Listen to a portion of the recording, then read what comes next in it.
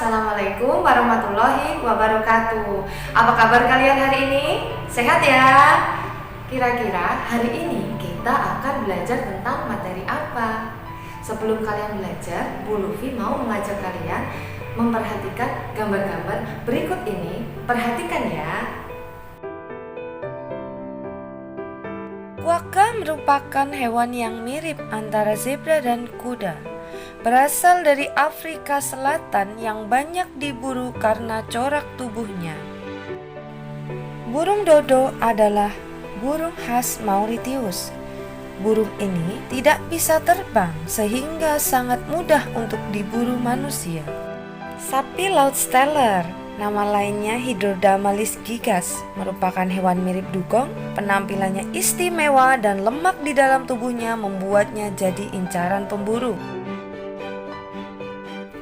Setelah kalian melihat gambar tadi, apakah kalian pernah melihat hewan-hewan tersebut ada di alam?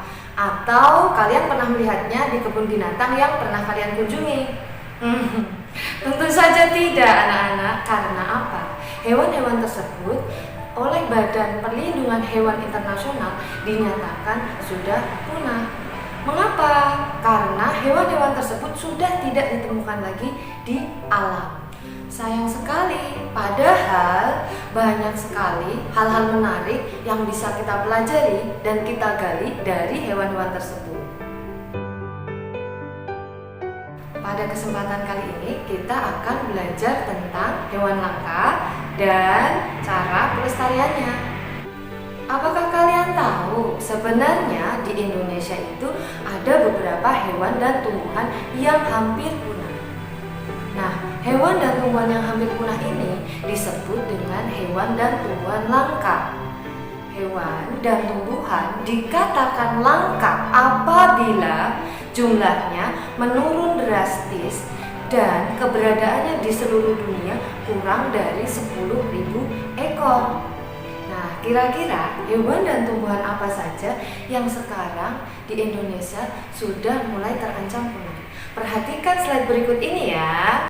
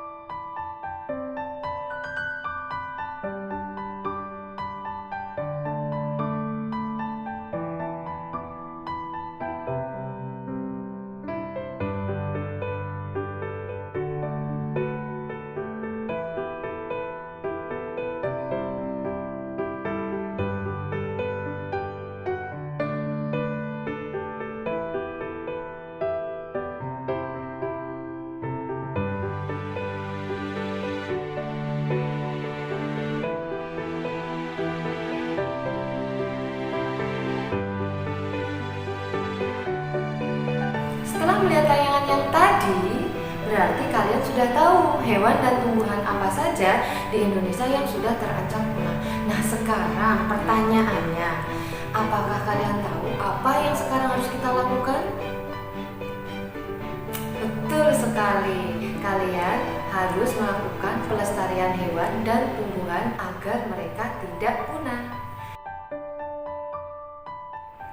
Pelestarian dibedakan menjadi dua jenis. Satu, pelestarian in situ. Dua, pelestarian ex situ. Apa perbedaan antara pelestarian in situ dan ex situ ya? Adakah yang tahu? Pelestarian in situ adalah pelestarian hewan di tempat asal hewan itu berada.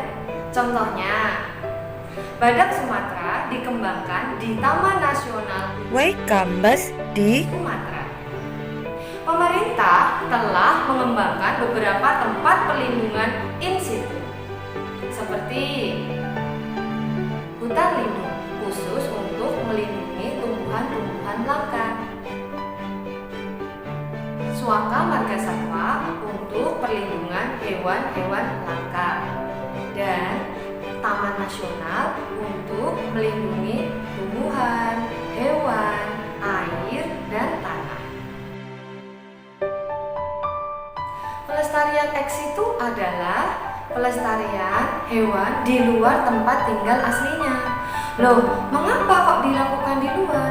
Karena beberapa hewan dan tumbuhan sekarang kehilangan tempat tinggalnya, sehingga perlu tempat tinggal baru untuk rehabilitasi, penangkaran, dan perkembangbiakan. Adapun beberapa tempat pelestarian ex situ seperti kebun binatang, taman safari, kebun botani, dan tempat penangkaran. Kerusakan alam, kepunahan hewan dan tumbuhan saat ini sebagian besar disebabkan oleh ulah manusia. Contohnya, perburuan hewan secara liar, penebangan hutan tanpa disertai reboisasi, dan pembukaan lahan secara besar-besaran untuk perumahan dan industri.